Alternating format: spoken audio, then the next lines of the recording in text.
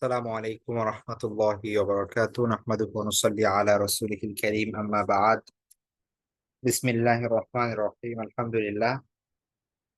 হুম, আমরা আমাদের আল কোরআনের ঘটনাবলী কোর্সের আজ নবম সেশনে সকলে জয়েন করেছি। আমাদের আজকের টপিক হচ্ছে আহ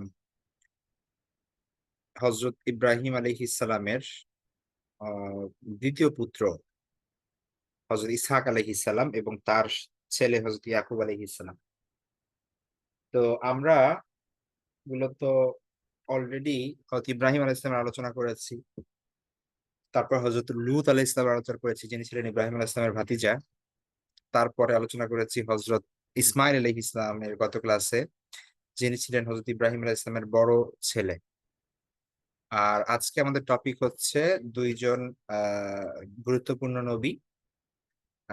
একজন হচ্ছেন ইব্রাহিম আলাইহিস সালামের ছেলে, দ্বিতীয় ছেলে, এবং অপরজন হচ্ছে তার নাতি, মানে ইসহাক আলাইহিস সালামের ছেলে ইয়াকুব আলাইহিস সালাম। তো এই বংশ পরম্পরাটা এইটা সহজে বোঝার জন্য আমি এখানে একটা ছক দিয়েছি, আপনারা একটু খেয়াল করেন।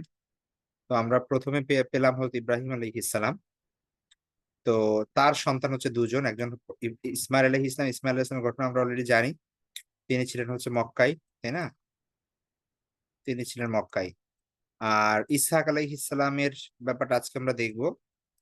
আর ইয়াকুব আলাইহিস সালাম, এই দুইজন তো ইব্রাহিম আলাইহিস সালামের দুই সন্তান, একজন হচ্ছে ইসমাইল আর একজন হচ্ছে ইসহাক। ইসহাক আলাইহিস ইসলামের মূলত সন্তান ছিল দুজন, ঠিক আছে?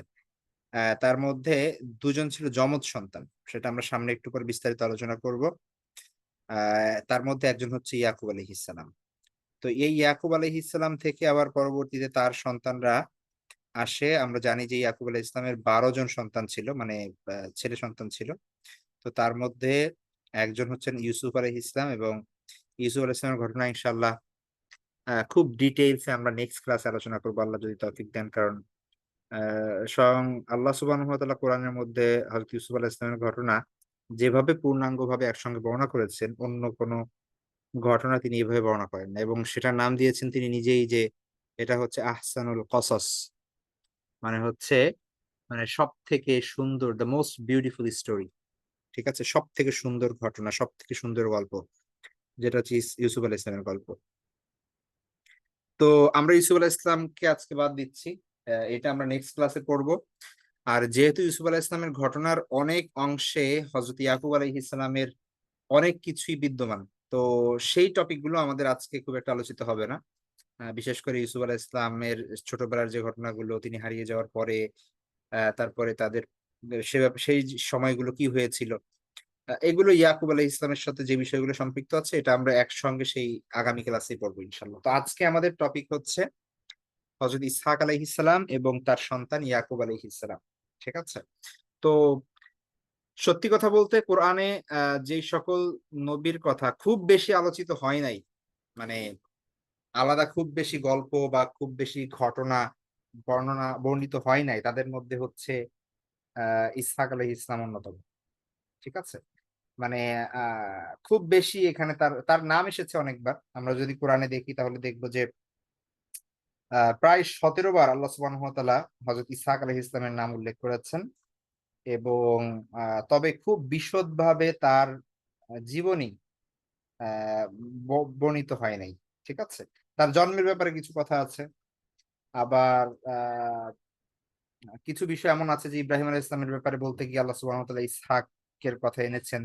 যেমনটা আমরা দেখব সামনে, যে আল্লাহ সুবহানাহু ওয়া তাআলা বলেছেন যে আহ, ইব্রাহিমকে আমি দিয়েছি ইসহাককে, ঠিক আছে, এবং তারপরে ইয়াকুবকে।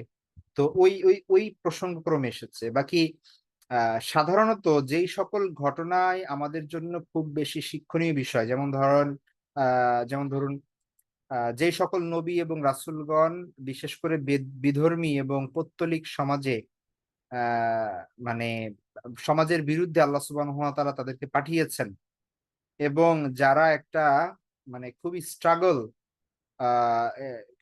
একটা সিচুয়েশনের মধ্যে দিয়ে তারা সামনে অগ্রসর হয়েছেন, তো এনাদের কথা কিন্তু বেশি আল্লাহ সুবহানাহু ওয়া তাআলা উল্লেখ করেছেন। ঠিক আছে? আর আমরা এইদিকে দেখি যে ইসহাক আলাইহিস সালাম তিনি কিন্তু তার বাবা হযরত ইব্রাহিম আলাইহিস সালাম এর সন্তান তিনি। সুতরাং ইব্রাহিম আলাইহিস সালাম অলরেডি যেই কাজ করছেন, ইব্রাহিম আলাইহিস সালামের ইন্তেকালের পর তার সন্তান ইসহাক আলাইহিস সালামকে সেই দায়িত্ব আল্লাহ সুবহানাহু ওয়া তাআলা দিয়েছেন যেন তার ইব্রাহিম আলাইহিস সালামের যেই কর্মযজ্ঞ এবং যেই কর্মকাণ্ড, যে এক্টিভিটিস, যে দাওয়া কার্যক্রম ছিল সেগুলো যেন তিনি পালন করে যেতে পারেন। এই ইব্রাহিম আলাইহিস সালাম যেই সকল অঞ্চলে বিশেষ করে কেনান এবং প্যালেস্টাইন এবং মানে শাম এরিয়াতে যেই দাওয়াতি কার্যক্রম চালিয়েছেন এবং তার ফলে যে সকল মানুষ আল্লাহর পথে এসেছে এবং আল্লাহকে বিশ্বাস করে, এরা যেন সঠিকভাবে তাদের দ্বীনের উপর থাকে এবং তাদেরকে গাইড দিতে পারে, এমন একজন নবী আল্লাহ সুবহানাহু ওয়া তাআলা নির্বাচিত করেন। তিনি হচ্ছেন ইসহাক আলাইহিস সালাম। তো সুতরাং আ তার মানে তিনি যে একদম শুরু থেকেই একটা কাফের ঘরে জন্মগ্রহণ করেছেন বা হচ্ছে একটা কাফের বা মুশরিক সম্প্রদায়ের মধ্যে তার বেড়ে ওঠা এরকম না কিন্তু। ঠিক আছে? সুতরাং যার কারণে তার আ মানে ওইভাবে দাওয়াতি কার্যক্রম খুব বেশি আমাদের এখানে জানা নাই। আমরা শুধু এতটুকুই জানি যে তিনি তার পিতার স্থলাভিষিক্ত হন এবং আ তার যে কার্যক্রম সেগুলো তিনি অগ্রসর করে নেন। তো আমরা ইনশাআল্লাহ তারপরেও যতটুকু জানি সে বিষয়গুলো নিয়ে একটু আলোচনা করি। আম প্রথমত ইসহাক আলাইহিস সালামের জন্ম। ইসহাক আলাইহিস সালামের জন্ম আমরা জানি যে ইব্রাহিম আলাইহিস সালামের ১ম সন্তান। আ আ তিনি ছিলেন হযরত ইসমাইল আলাইহিস সালাম। যিনি তার ২য় ওয়াইফ অর্থাৎ হাজার তার আ গর্ভে জন্মগ্রহণ করেন। সেই সময় ইব্রাহিম আলাইহিস সালামের বয়স ছিল ৮০ র উপরে। মানে প্রায় ৮৬ বছর বয়স। গত ক্লাসে আমরা পড়েছি যে দেখেছি সেই বিষয়গুলো। তো আ তাফসীরের কিতাবে লিখেছে যে তারও প্রায় ১৪ বছর পরে আ ইসহাক আলাইহিস সালামের জন্ম হয় যখন ইব্রাহিম আলাইহিস সালাম এবং মানে শুরু থেকেই তার সকল আশা ছেড়ে দিয়েছেন আ বাচ্চার এবং আ তিনি তো তারপরও চাচ্ছিলেন যে তার যেন ১ম স্ত্রী থেকে অর্থাৎ সারা থেকে আরেকটা সন্তান হয়, আরেকটা পুত্র সন্তান হয়। তিনি দোয়া করছেন আল্লাহর কাছে। এবং সারা রাদিয়াল্লাহু তাআলা আনহা তিনি নিজেও ছিলেন বন্ধ্যা। ঠিক আছে? অর্থাৎ সন্তান হওয়ার কোনো সম্ভাবনা ছিল না। তো সেই অবস্থায়ও আল্লাহ সুবহানাহু ওয়া তাআলা হযরত ইব্রাহিম আলাইহিস সালামকে সুসংবাদ দেন একজন পুত্র সন্তানের। অ্যা ব বিভিন্ন আয়াতে সেই ঘটনা উল্লেখ আছে। তার মধ্যে সূরা হিজরের আ ৫২ থেকে ৫৩ আয়াতের মধ্যে আল্লাহ সুবহানাহু ওয়া তাআলা বলেন যে ফেরেশতাদের কথা উল্লেখ করা হয়েছে যে তারা ইব্রাহিম আলাইহিস সালামের কাছে এসে তারা সালাম দিয়েছিলেন এবং ইব্রাহিম আলাইহিস সালামও তার উত্তর দিয়েছিলেন এবং তারপর তিনি তাদেরকে আ আ ফেরেশতারা হযরত ইব্রাহিম আলাইহিস সালামকে একটা জ্ঞানী পুত্র সন্তান এর সুসংবাদ দেন। তো তখন ইব্রাহিম আলাইহিস সালাম একটু আশ্চর্য বোধ করেন। তিনি আশ্চর্যান্বিত হয়ে বলেন যে, আ আমি বার্ধক্যে পৌঁছে গিয়েছি। হ্যাঁ? এখন কিসের আ সন্তান হবে?" ইত্যাদি, ইত্যাদি। তো আল্লাহ সুবহানাহু ওয়া তাআলা ইব্রাহিম আলাইহিস সালামকে এই ১০০ বছর বয়সেও তিনি আ প্রায় সেই সময় সারা আ রাদিয়াল্লাহু তাআলা আনহার বয়স তখন প্রায় ৯০ বছর। তো এই, এই বয়সে গিয়ে এটা সম্পূর্ণ একটা মানে আল্লাহ সুবহানাহু ওয়া তাআলার আ কি বলে আল্লাহ সুবহানাহু ওয়া তাআলা যেভাবে আমরা দেখব যে ঈসা আলাইহিস সালামকে যেভাবে জন্ম দিয়েছেন পিতা ছাড়া বা জাকারিয়া আলাইহিস সালামকে আমরা সামনে দেখব যে কিভাবে ইয়াহইয়া আলাইহিস সালামকে দান করেছেন একদম বৃদ্ধ বয়সে। তেমনি ভাবে এটা আল্লাহ সুবহানাহু ওয়া তাআলার কুদরত এবং শক্তি আ নিদর্শন যেগুলো আল্লাহ সুবহানাহু ওয়া তাআলা মাঝে, মাঝে সেগুলো দেখান। তো তেমনি ভাবে ইব্রাহিম আলাইহিস সালাম হযরত ইসহাক আলাইহিস সালামের সুসংবাদ দেন আ ইব্রাহিম আলাইহিস সালামকে এবং তারপরে ইসহাক আলাইহিস সালামের জন্ম হয়। তো এভাবেই আ প্রায় ইব্রাহিম আলাইহিস সালামের বার্ধক্যের গিয়ে ইসহাক আলাইহিস সালাম জন্মগ্রহণ করেন। তো তাদের বসবাসের কথা আমরা যদি বলি গত ক্লাসে অলরেডি মানে গত কয়েকটা ক্লাসে এই বিষয় নিয়ে আলোচনা হচ্ছে যে ইব্রাহিম আলাইহিস সালাম মূলত তার জন্মভূমি সেখানে তো অবস্থান করেননি। যেটা ছিল মেসোপটেমিয়া বা হচ্ছে সেই সময়ের ব্যাবিলন, ইরাক কেন্দ্রিক যেই সভ্যতা ছিল সেটা সেইখানে। তো সেখান থেকে তিনি কিন্তু হিজরত করেন। তাকে যখন আগুনে নিক্ষেপ করা হয় এবং পরবর্তীতে ওই সকল ঘটনার পরে তিনি মাতৃভূমি ত্যাগ করেন এবং তারপরে তিনি চলে আসেন হচ্ছে কেনান। ঠিক আছে? কেনান অঞ্চলটা হচ্ছে বর্তমানে আপনার প্যালেস্টাইন, ইসরায়েল, লিবানন, তারপরে সিরিয়ার দক্ষিণাঞ্চল, জর্ডান, এই যে যেই জায়গাগুলো, এই জায়গাগুলো মানে শাম এক কথায়। তো সেই শামটা সেই সময় কানান বলা হতো এবং সেইখানে বিভিন্ন গোষ্ঠীর মানুষ সেখানে বসবাস করত বিভিন্ন সময়ে। তো ইব্রাহিম আলাইহিস সালাম ওই সকল মানুষের মধ্যে দিন প্রচার শুরু করেন এবং সেখানে এসে বসবাস করেন। তো আমরা জানি যে ইসমাইল আলাইহিস সালামের জন্মের পরে ইব্রাহিম আলাইহিস সালাম কিন্তু তাকে এবং তার মাকে রেখে আসেন আল্লাহর অন্য একটা প্ল্যান, যে হযরত মুহাম্মদ সাল্লাল্লাহু আলাইহি ওয়াসাল্লাম শেষ নবী আসবেন কোথায়? মক্কায়। তো এইটার জন্য প্রস্তুতি হিসেবে আল্লাহ সুবহানাহু ওয়া তাআলা তার এক সন্তান এবং তার ওয়াইফকে পাঠিয়ে দেন মক্কায় কিন্তু, এবং সেইখানে কিভাবে মক্কায় বসবাস শুরু হয় সেই বিষয়গুলো আমরা সবাই জেনেছি গত ক্লাস। তো ইব্রাহিম আলাইহিস সালামের মূল ভূখণ্ড তিনি বসবাস শুরু করেন হচ্ছে এই কেনানে। ঠিক আছে? এবং আ তো কেনানের একটা স্থান ছিল সেটা হচ্ছে হিব্রন। তো সেই হিব্রন এলাকায় সেখানে আ এখনো সেই শহর আছে। আমরা যদি একটু ম্যাপে দেখি, আ এটা হচ্ছে পুরা মানে মিডল ইস্টের ছবি, এবং আমরা এই জায়গাটা, ঠিক আছে? যেই জায়গাটা এখন হচ্ছে আপনার এই যে প্যালেস্টাইন, ইসরায়েল, তারপরে হচ্ছে আপনার লেবানন, সিরিয়ার কিছু অংশ, হ্যাঁ? তারপর জর্ডান, আ এই জায়গাগুলো এটাকে বলা হতো এই যে কানান। ঠিক আছে? আর আপনার হচ্ছে আপনার এই যে কানানটা যদি আরো কাছ থেকে দেখি তাহলে এই অঞ্চলটাকে বলা হতো কানান। তো ইব্রাহিম আলাইহিস সালাম এখানে বসবাস করেছিলেন এবং ইব্রাহিম আলাইহিস সালামের পরে আ তার সন্তান স্বাভাবিকভাবে এখানেই জন্মগ্রহণ করার কথা এবং এখানেই তার বেড়ে ওঠা। তো এটা হচ্ছে আমরা যতদূর জানি। আর সময়ের ব্যাপারে আলাদাভাবে উল্লেখ করছি না এই কারণে যে আমরা অলরেডি এই বিষয়গুলো নিয়ে আলোচনা করছি। আর যেহেতু ইব্রাহিম আলাইহিস সালামের সন্তান তিনি, তার সময়কালেই তার জন্ম। সুতরাং এই ব্যাপারটাও আমরা অলরেডি আলোচনা করেছি। তো আচ্ছা। তো আ ইসহাক আলাইহিস সালাম তিনি যখন বড় হন, আ ইব্রাহিম আলাইহিস সালাম চান তাকে বিবাহ দিতে, এবং তবে এখানে একটা ঘটনা আছে যেগুলো সরাসরি কোরআনে তো আর উল্লেখ নেই। এগুলো বিভিন্ন তাফসীর কিতাবে এসেছে মূলত ইসরায়েলি রিওয়ায়াত থেকে, বা বাইবেলে এই ধরনের কিছু ঘটনা আছে। তো এরকম একটা বিষয় আছে যে ইব্রাহিম আলাইহিস সালাম চাননি যে ইসহাক আলাইহিস সালাম তার সন্তানকে তিনি বিবাহ দিবেন এই এই স্থানের মানুষের সাথে। তো তিনি তার জন্মভূমি সেই ব্যাবিলনে তার একজন লোককে পাঠান এবং তার ভাইয়ের এক মেয়েকে অ্যা তিনি মানে নিয়ে এসে তার সঙ্গে বিবাহ দেন। তো তার ভাইয়ের যে মেয়ে তার নাম ছিল রাফকা। ঠিক আছে? এই রাফকা নাম থেকে ইংরেজিতে মানে এটা মানে আপনার ল্যাটিন ভার্সন হচ্ছে রেবেকা। বা ইংলিশে যে রেবেকা নামটা, এটা মূলত হচ্ছে আপনার মানে এটা একটা বিবলিক্যাল টার্ম। যেরকম আমরা এই সবগুলো নামের কিন্তু আপনার ল্যাটিন ভার্সন যেগুলো ইংলিশে আমরা বলি, এগুলো কিন্তু আ একটু ডিফারেন্ট, হ্যাঁ? আমরা যেমন এখানে বলি হচ্ছে ইব্রাহিম। আপনি বাইবেলে তো আর ইব্রাহিম পাবেন না, সেখানে পাবেন আব্রাহাম। তাই না? আবার আ ইসহাক, আমরা বলছি ইসহাক। ওইখানে কিন্তু দেখবেন আইজ্যাক। তাহলে ইসহাক, আইজ্যাক। আবার আমরা এখানে বলব ইয়াকুব। ওইখানে কিন্তু বাইবেলে কিন্তু আছে জ্যাকব। ঠিক আছে? তারপরে আমরা এখানে পড়ব ইউসুফ। ওইখানে কিন্তু আছে জোসেফ। তো বা আমরা এখানে ধরেন মারিয়াম বলি, ওইখানে কিন্তু মেরি। ঠিক আছে? এখানে আমরা বলি ঈসা, এখানে কিন্তু জেসাস। তো এভাবে দাউদ, ডেভিড, হ্যাঁ? তারপরে হচ্ছে আপনার এভাবে যে আ ইগুলো নামের পার্থক্যগুলো, এটা হচ্ছে ইসের কারণে, মানে ভাষার আলাদা পাশাপাশি হচ্ছে আ মূলত যেই ভাষায় বাইবেল ছিল সেটা তো আর বর্তমানে অক্ষত নাই। তো ওইটাকে যখন ল্যাটিনে করা বা অন্য ভাষায় ট্রান্সলেট করা হয়েছে, বিশেষ করে এখন ইংলিশে, যেটা ল্যাটিন থেকে মূলত নেওয়া হইছে ওই নামগুলো। তো ওইভাবে তারা উচ্চারণ করে আরকি। তো এটা মূলত আরবিতে যে নামটা আমরা দেখি তাফসীর গ্রন্থগুলোতে এসেছে সেটা হচ্ছে রাফকা ছিল, হ্যাঁ? হযরত ইসহাক আলাইহিস সালামের ওয়াইফের নাম ছিল রাফকা। ওইটাই হচ্ছে আপনার আ হয়েছে হচ্ছে রেবেকা ইংরেজিতে বা ল্যাটিনে। ঠিক আছে? রেবেকা হয়েছে।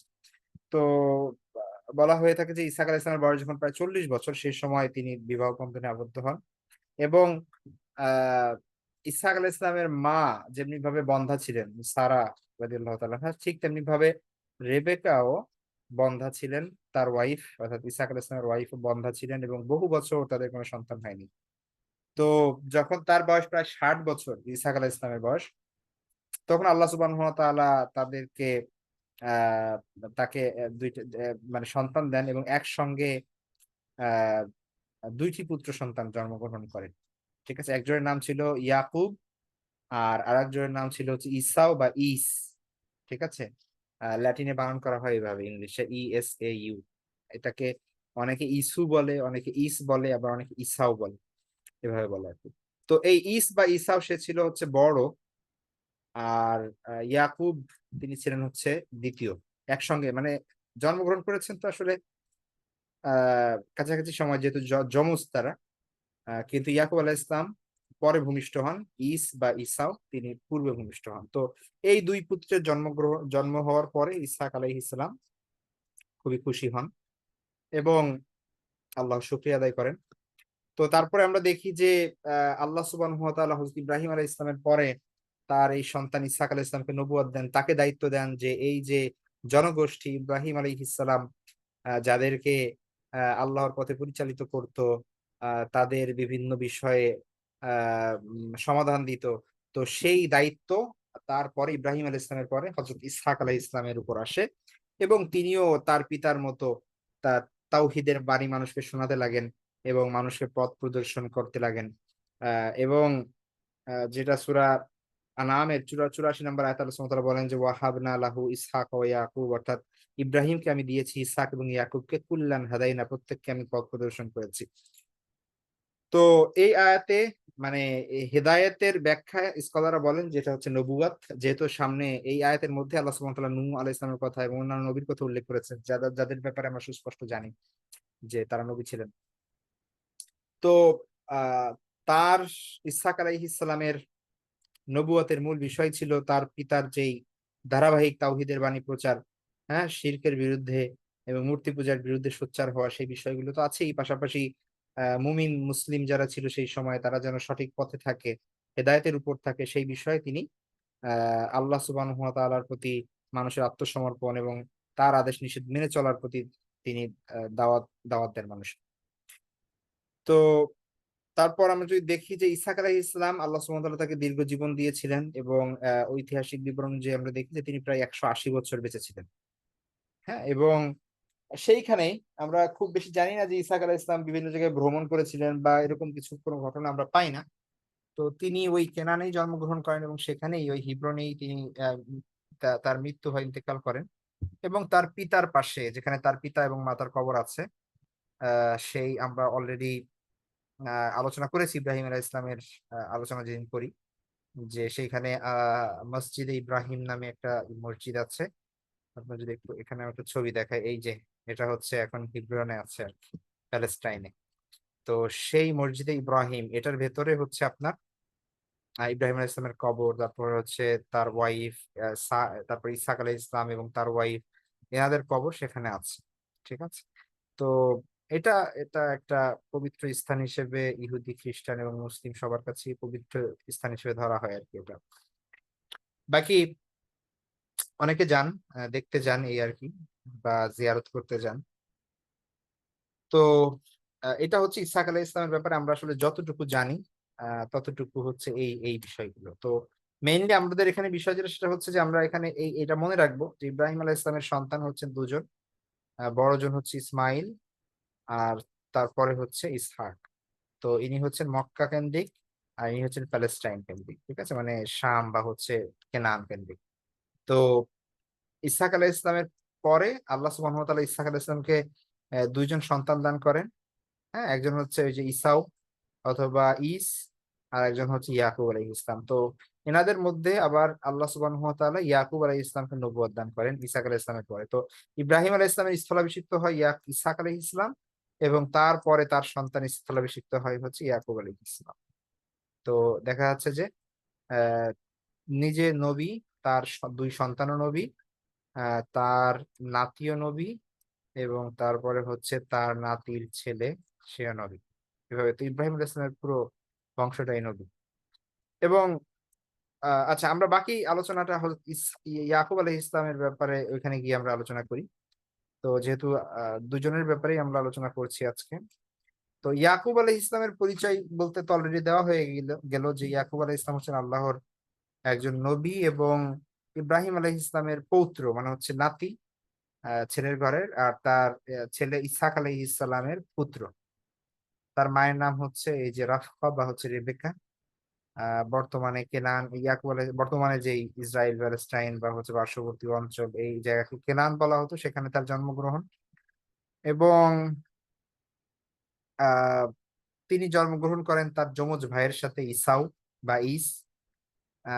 তো তিনি ছোট ভাই হলেও তার অধিক মানে জ্ঞান এবং সহনশীলতা, ধার্মিকতা ছিল অনেক বেশি, এবং আহ তাকে আল্লাহ সুবহানাহু ওয়া তাআলা নবুয়ত দেন। একটা গুরুত্বপূর্ণ ইনফরমেশন যেটা হয়তো আমরা অনেকে জানি না বা অনেকে জেনেও থাকতে পারি, সেটা হচ্ছে যে আমরা কোরআনে যেমন বনু ইসরাইল নামে একটা সূরা আছে, কিন্তু সূরা আল ইসরাও বলা হয় এটাকে।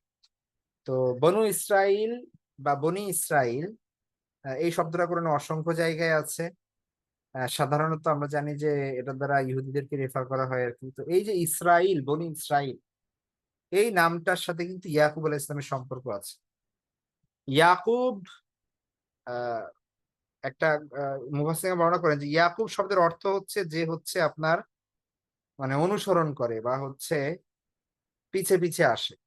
হ্যাঁ, তো যেহেতু ইয়াকুব আলাইহিস সালাম এবং তার ভাই একই সঙ্গে জন্মগ্রহণ করেন এবং তারা যমজ ভাই ছিলেন, এবং আগে জন্মগ্রহণ করে হচ্ছে ইস বা ইসাউ, বড় ভাই ইসাক আলাইহিস সালামের বড় ছেলে, এবং তারপরেই তার সাথে জন্মগ্রহণ করেন হচ্ছে ইয়াকুব আলাইহিস সালাম। তো যেহেতু তিনি তার ভাই ইসের পেছন পেছন এসেছেন বা তাকে অনুসরণ করে এসেছেন পৃথিবীতে, এই কারণে সেই সময় তার নাম রাখা হয় ইয়াকুব।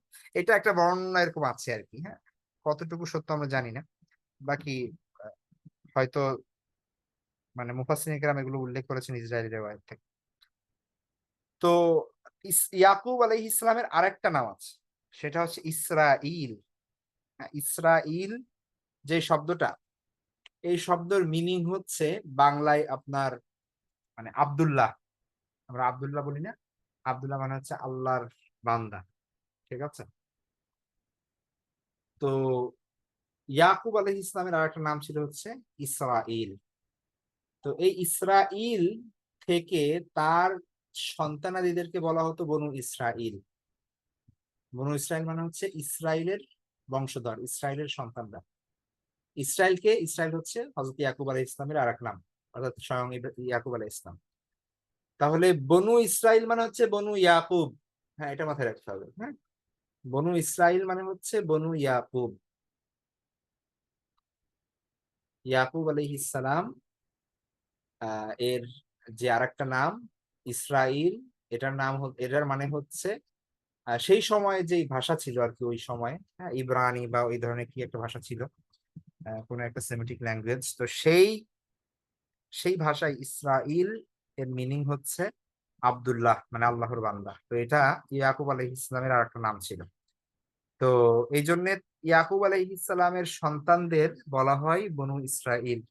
তো আমরা জানি যে ইয়াকুব আলাইহিস সালামের 12 জন সন্তান ছিল, এবং তারপরে সেই 12 জন থেকে বনু ইসরায়েলের 12টা গোত্র বের হয়। যাক, সেটা পরে আলোচনা করবো আমরা আস্তে আস্তে বিষয়গুলো। বনু ইসরায়েল নিয়ে অনেক আলোচনা আসবে, কারণ বনু ইসরায়েলের মধ্যে অনেক নবী এসেছে, স্বয়ং মূসা আলাইহিস সালামের কথা আসবে, এবং সামনে ইউসুফ আলাইহিস সালামের কথা তো আসছেই। আমরা এই বিষয়গুলো নিয়ে পরে ইনশাআল্লাহ আলোচনা করবো। তো ইয়াকুব আলাইহিস সালাম ছিলেন ইব্রাহিম আলাইহিস সালামের নাতি এবং ইসহাক আলাইহিস সালামের সন্তান। ঠিক আছে, এই ব্যাপারটা তো আমাদের কাছে ক্লিয়ার। তো তার আহ মানে বিবাহের এবং সন্তানাদির ব্যাপারে যে ইনফরমেশন আমরা জানি, খুব বেশি তো ডিটেলস কোরআন বা সহিহ হাদিসে নাই। সুতরাং আমরা ওই তাওরাত থেকে বা হচ্ছে বিবলিক্যাল সোর্স থেকে নিতে হবে। তো আমরা যেটা যতটুকু জানি সেটা হচ্ছে তিনি তার মামাতো বোন বিয়ে করেন। হ্যাঁ, দুইটা বিয়ে করেন তিনি।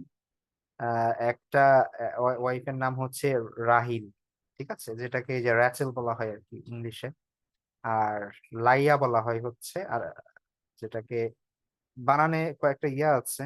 একটা বানান হচ্ছে LAYAH এভাবে, আর একটা অনেকে বানান করে হচ্ছে LEA, তারপরে হচ্ছে আপনার এভাবে LEAH। ঠিক আছে। তো দুইটা বিবাহ করেন তিনি, এবং তার মধ্যে তার আরো সেই সময়ে দুইটা দাসী ছিল। তো সবকিছু মিলে ইব্রাহিম আলাইহিস ইসলাম দুই ওয়াইফ এবং 2 জন দাসী থেকে সর্বমোট 12 জন পুত্র সন্তানের জনক হন, বাবা হন। এবং এর মধ্যে তার আপনার এই যে রাহিল যিনি ছিলেন, তিনি হচ্ছেন সব থেকে প্রিয় ওয়াইফ ছিলেন ইয়াকুব আলাইহিস সালাম। এবং আমরা জানি যে ইউসুফ আলাইহিস সালাম এবং তার ভাই ছিল একজন বিনিয়ামিন। এদেরকে ইব্রাহিম আলাইহিস সালাম খুব বেশি ভালোবাসতেন এই কারণে যে তার মা ছিল তার মানে সব থেকে সব থেকে বেশি বেশি ভালোবাসতেন তাকে ইয়াকুব আলাইহিস সালাম এই কারণে। এবং বিনিয়ামিনকে জন্ম দেওয়া অর্থাৎ দ্বিতীয় সন্তান জন্ম দেওয়ার সময় তার মা মারা যান আর কি। হ্যাঁ, তো সেই শোকও তার ছিল, এই কারণে তার এই দুই সন্তানকে একটু আলাদা চোখে দেখতেন, ভালোবাসতেন বেশি। তো এটা আমরা পরে দেখবো যে কিভাবে তার অন্য সন্তানরা এটার কারণে ক্ষুব্ধ হয় এবং আহ মানে ঈর্ষান্বিত হয় এবং তারা খুব মানে ডেঞ্জারাস হয়ে ওঠে। সেই জিনিসগুলো আমরা পরে দেখবো ইনশাল্লাহ নেক্সট ক্লাসে। তো ইয়াকুব আলাইহিস সালাম টোটাল 12 জন সন্তান ছিল এবং যারা এই পরবর্তীতে বনু ইসরায়েলের 12টি গোত্র হয় প্রধান, সেই প্রধান 12টি গোত্রের প্রতিষ্ঠাতা হিসেবে এই 12 জন পুত্রকে ধরা হয়। হ্যাঁ, এর মধ্যে আহ বিনিয়ামিন এবং ইউসুফ আলাইহিস ইসলামও ছিলেন। এবং ইউসুফ আলাইহিস ইসলাম ছিলেন সব থেকে আহ মানে বিখ্যাত এবং সম্মানিত। আমরা আল্লাহ সুবহানাহু ওয়া তাআলা তার ব্যাপারে একটা ঘটনাই বর্ণনা করেছেন, সামনে আমরা সেটা আলোচনা করব। প্লাস মানে সৌন্দর্যের দিক থেকে, বুদ্ধিমত্তার দিক থেকে ইউসুফ আলাইহিস সালাম ছিলেন অতুলনীয় সবার থেকে। তো ইয়াকুব আলাইহিস সালাম এটা ধারণা করতেন যে হয়তো আল্লাহ যদি তার সন্তানদের মধ্য থেকে কাউকে যদি নবুয়ত দিয়ে ধন্য করেন, তাহলে সে হয়তো হযরত ইউসুফ আলাইহিস সালাম হবেন। এবং সেটার জন্য দোয়াও করতেন ইয়াকুব আলাইহিস সালাম। তো আলটিমেটলি যখন ইউসুফ আলাইহিস সালাম স্বপ্ন দেখলেন যে আহ যে তারকা এবং চন্দ্র সূর্য তাকে সেজদা করছে, হ্যাঁ, সেই ঘটনার ব্যাখ্যা ইয়াকুব আলাইহিস সালাম ধরলেন যে আল্লাহ সুবহানাহু ওয়া তাআলা তাকে সম্মানিত করবেন, অর্থাৎ নবুয়ত দান করবেন। তো এই ঘটনা ইনশাআল্লাহ আমরা সামনে পড়বো। তো এই হচ্ছে বিষয়। আর ইয়াকুব আলাইহিস সালাম ও তার পিতার রেখে যাওয়া যেই লিগ্যাসি, হ্যাঁ, অর্থাৎ ইসহাক আলাইহিস সালাম এবং তার দাদা ইব্রাহিম আলাইহিস সালামের যেই কার্যক্রম সেগুলো তিনি চালিয়ে যান এবং মানুষের মাঝে আল্লাহর বাণী পৌঁছাতে থাকেন। মানুষকে আল্লাহর পথে চালানোর জন্য যে যে বিষয়গুলো দরকার সেই বিষয়গুলো আঞ্জাম দিতে থাকেন। তো আহ একটা কথা ইয়াকুব আলাইহিস ইসলামের ব্যাপারে স্পেশালি আল্লাহ উল্লেখ করেছেন যে যখন ইয়াকুব আলাইহিস ইসলাম মৃত্যুবরণ করবেন, মৃত্যুবরণ করার আগে তিনি তার সন্তানদেরকে উপদেশ দিয়েছিলেন এই বলে যে হে আমার সন্তানেরা, আল্লাহ তোমাদেরকে মনোনীত করেছে এই দিনের জন্য। হ্যাঁ, তোমাদের জন্য এই দিনকে মনোনীত করেছেন এবং তোমরা মুসলিম না হয়ে মৃত্যুবরণ করো না। ওয়ালা তামুতুন্না ওয়া আনতুম ইল্লা ওয়া আনতুম মুসলিমুন। অর্থাৎ মুসলিম না হয়ে তোমরা মৃত্যুবরণ করো না। এবং আল্লাহ মানে এবং আরেকটা বর্ণনা আছে যে কোরআনে এটা উল্লেখ আছে যে তিনি জিজ্ঞেস করেছিলেন যে তোমরা আমার মৃত্যুর পরে তোমরা কি করবে, হ্যাঁ, কার ইবাদত করবে। তখন তারা বলেছিল যে আমরা কি করব, আমাদের পিতা, আমাদের পিতামহ, হ্যাঁ, এবং তার পিতা অর্থাৎ ইব্রাহিম, ইসহাক এবং ইয়াকুব, তাদের যে রব, সেই রবের উপাসনা করব, তাকে তার তার সাথে অন্য কাউকে শিরিক করবো না, ইত্যাদি ইত্যাদি। সেই বিষয়গুলো তিনি তার সন্তানদের থেকে এই তার সন্তান থেকে এই প্রমিস নেন এবং তিনি ওসিয়ত করেন তাদেরকে তাওহীদের উপর থাকার জন্য, এবং তারপরে তিনি ইন্তেকাল করেন। এবং ইয়াকুব আলাহ ইসলামের লাইফের একটা পার্ট আমরা সামনের ক্লাসে তো আসতেছেই, ইউসুফ আলাহ ইসলামের সাথে অটোমেটিক আসবে সেই জিনিসগুলো ইনশাল্লাহ। তো ইয়াকুব আলাইহিস সালামও আল্লাহ সুবহানাহু ওয়া তাআলা দীর্ঘ জীবন তাকে দান করেন এবং প্রায় 140 বছর বা তার থেকেও বেশি সময় তিনি জীবিত ছিলেন বলে বিভিন্ন সূত্রে উল্লেখ আছে। এবং আহ তিনি মৃত্যুবরণ করেন মূলত মিশরে। হ্যাঁ, আমরা এতক্ষণ যাবত দেখে আসছি সবাই কেনানে কেনানে, হঠাৎ মিশরে কেন? এটা আমরা তো নেক্সট ক্লাসে আলোচিত হবে বিষয়টা। যেহেতু ইউসুফ আলাইহিস সালাম আমরা জানি তিনি মিশরে চলে যান এবং পরবর্তীতে অনেক ঘটনা সেখানে ঘটে এবং তার পরিবারকেও সেখানে নিয়ে যান। তো ইয়াকুব আলাইহিস ইসলামের জীবনের শেষ মুহূর্তে তিনি মিশরে ছিলেন এবং সেখানে তিনি মৃত্যুবরণ করেন। তবে একটা বর্ণনা এমন আছে যে মৃত্যুর সময় তিনি তার সন্তানদেরকে ওসিয়ত করে যান যে তাকে যেন দাফন করা হয় তার যে পিতা এবং তার পিতামহ হযরত ইসহাক এবং ইব্রাহিম আলাইহিস ইসলামের যে কবর আছে হিব্রনে, কানানে, সেই কানানে যেন তাকে দাফন করা হয়। তো একটা বর্ণনা আছে যে তার ইন্তেকালের পর তার মরদেহ কেনানে নিয়ে আসা হয়, ফিলিস্তিনে নিয়ে আসা হয় এবং সেখানে তাকে দাফন করা হয়। তো ওই যে মসজিদ ইব্রাহিম যেখানে অলরেডি ইসহাক আলাইহিস ইসলামের কবর আছে, তার ওয়াইফের কবর আছে, ইব্রাহিম আলাইহিস সালামের কবর আছে, তার ওয়াইফের কবর আছে, সেখানেই হযরত ইয়াকুব আলাইহিস ইসলামকেও দাফন করা হয়। ঠিক আছে? তো এই হচ্ছে বিষয়। তো আমরা যতটুকু আসলে জানি ইসহাক আলাইহিস ইসলাম এবং ইয়াকুব আলাইহিস ইসলামের ব্যাপারে ততটুকুই মূলত আমি আনার চেষ্টা করেছি। কিছু অনেক মানে এমন গল্প আছে যেগুলো হয়তোবা আমাদের এভয়েড করা উচিত। ঠিক আছে? আকীদাগত কিছু বিষয় আছে যেগুলো আমাদের মানে ইসলামিক ভাবে আমরা ওগুলো অ্যাকসেপ্ট করতে পারি না। ইসরায়েলি রেওয়ায়েত কিছু এমন আছে ওগুলো আমি আনিনি। আবার আম আবার হচ্ছে যে আপনার আ যে বিষয়গুলো আমাদের অনেক বিষয় দরকার, অনেক বিষয় আছে যে আমি যেগুলো উল্লেখ করছি এগুলো কোরআন এবং হাদিসে নাই। ঠিক আছে? কারণ খুবই অল্প পরিমাণ আসলে আলোচিত হয়েছে। হ্যাঁ? তাদের ব্যাপারে কোরআনে এসেছে অনেকবার। প্রায় ইয়াকুব আলাইহিস সালামের ব্যাপারে কোরআনে এসেছে ১৬ বার। মানে ১৬ বার ইয়াকুব আলাইহিস সালামের নাম উল্লেখ করেছেন আল্লাহ সুবহানাহু ওয়া তাআলা সরাসরি। তো বিভিন্ন জায়গায় আপনি সূরা বাকারা, আলী ইমরান, নিসা, নাম, তারপরে হচ্ছে সূরা ইউসুফের মধ্যে তো আছেই। মারিয়ামের মধ্যে পাবেন, সূরা আম্বিয়ার মধ্যে পাবেন, সূরা আনকাবুতের মধ্যে পাবেন। যে জায়গাগুলোতে আল্লাহ সুবহানাহু ওয়া তাআলা ইয়াকুব আলাইহিস সালামের কথা এনেছেন। কিন্তু মানে তার লাইফের ঘটনা খুব বেশি বিস্তারিত আলোচনা করা হয় নাই আরকি এসব জায়গায়। এবং কেন সে বিষয়টা আমি বলেছি অলরেডি যে যেসব নবী রাসূলগণ মূলত আ মানে ওই আ কি বলে আপনার প্রতিকূল পরিবেশে জন্মগ্রহণ করেছেন এবং ওই সমাজে বেড়ে উঠেছেন এবং তাদের সাথে একটা স্ট্রাগল এর মধ্যে দিয়ে গিয়েছেন। তো তাদের কথা আল্লাহ সুবহানাহু ওয়া তাআলা বেশি তুলে ধরেছেন। হ্যাঁ? আর আমরা জানি যে ইয়াকুব আলাইহিস সালাম তার বাবা নবী, তার দাদা নবী, তিনি তো জন্মই হইছে তার ঈমানের মধ্যে। হ্যাঁ? এবং ওই পরিবেশের মধ্যে।